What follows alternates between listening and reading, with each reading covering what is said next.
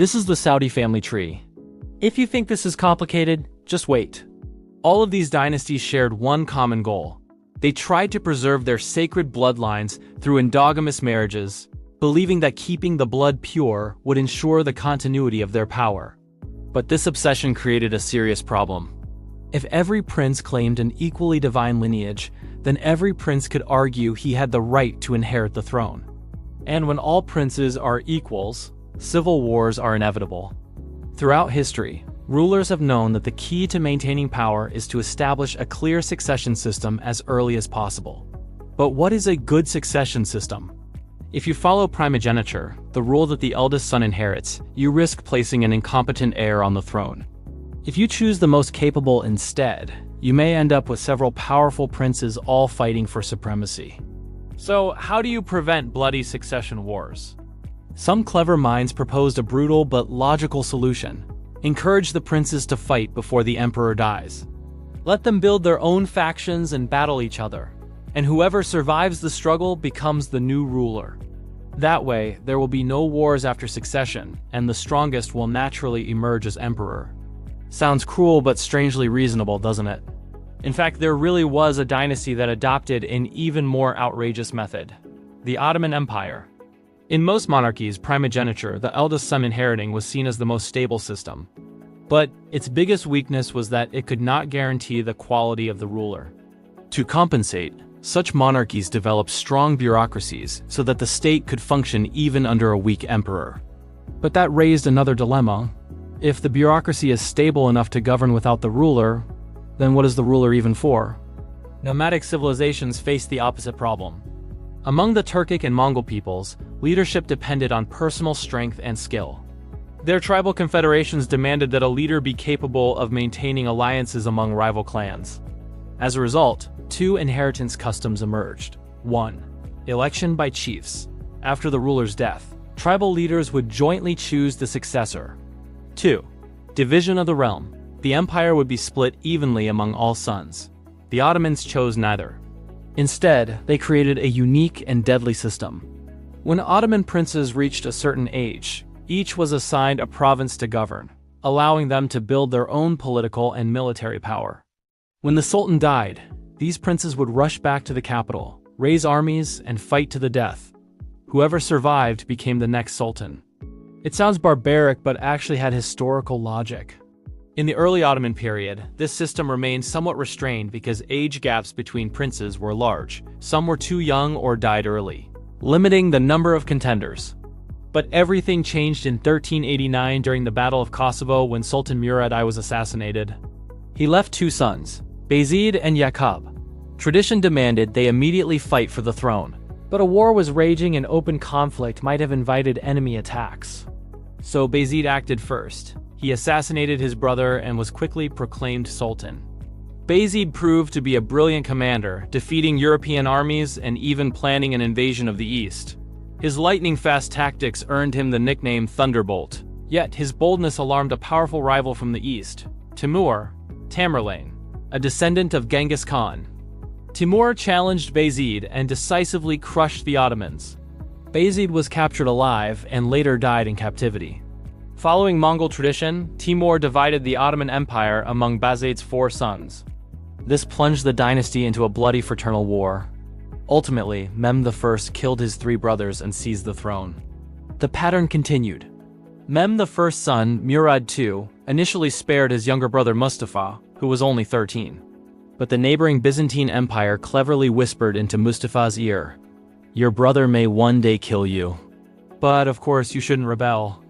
Predictably, the brothers fought, and Murad II eventually executed Mustafa. Murad's son, Mehmed II, the conqueror of Constantinople, faced the same dilemma. He had a baby brother only 8 months old. Rather than risk another succession war, Mehmed II ordered the infant's execution.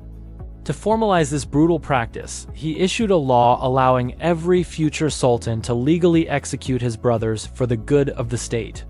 This law sought to balance 2 needs: selecting the strongest ruler while avoiding civil war. If princes were allowed to fight, the empire risked chaos. But if they were spared, rebellious factions might challenge a weak sultan. Mehmed also strengthened the elite janissary corps, an army that answered only to the Sultan, ensuring that the new ruler had the force necessary to eliminate rival brothers. But this system had an ironic flaw. While Mehmed II intended for the Janissaries to help the Sultan kill rivals, the Janissaries soon began to control the succession themselves. For example, Mehmed designated his second son as heir, but the Janissaries installed his eldest, Bayezid II. Bayezid named his second son, yet the Janissaries crowned his fifth, Selim I. They even went so far as to imprison Bayezid himself. In other words, instead of princes using the Janissaries, it was the Janissaries who used the princes, supporting whichever candidate offered them the greatest rewards. Meanwhile, the Ottoman harem added another layer of intrigue. Traditionally, the Sultan had no official wife or queen. His concubines were foreign slaves, preventing any powerful in-laws from influencing succession. But during the reign of Suleiman the Magnificent, he broke tradition by falling in love with a concubine named Hurrem Roxolana, and fathering several sons with her. The heir, however, was not Hurrem's child. To protect her own sons, Hurrem sowed distrust between Suleiman and the crown prince. "I've heard your son plots rebellion, but, of course, you must stay united." The result? Father and son went to war, and Hurrem's son Selim II became sultan. The killings escalated. Selim II's son Murad III executed 5 brothers. Murad's son Mehmed III slaughtered 16 of his own brothers to secure the throne. Eventually, both the bureaucracy and the royal family reached their limits. Officials no longer knew whom to support, and repeated massacres left the dynasty with dangerously few heirs. Sometimes only 2 princes survived, both too young to produce offspring. Killing even one risked the extinction of the Ottoman line.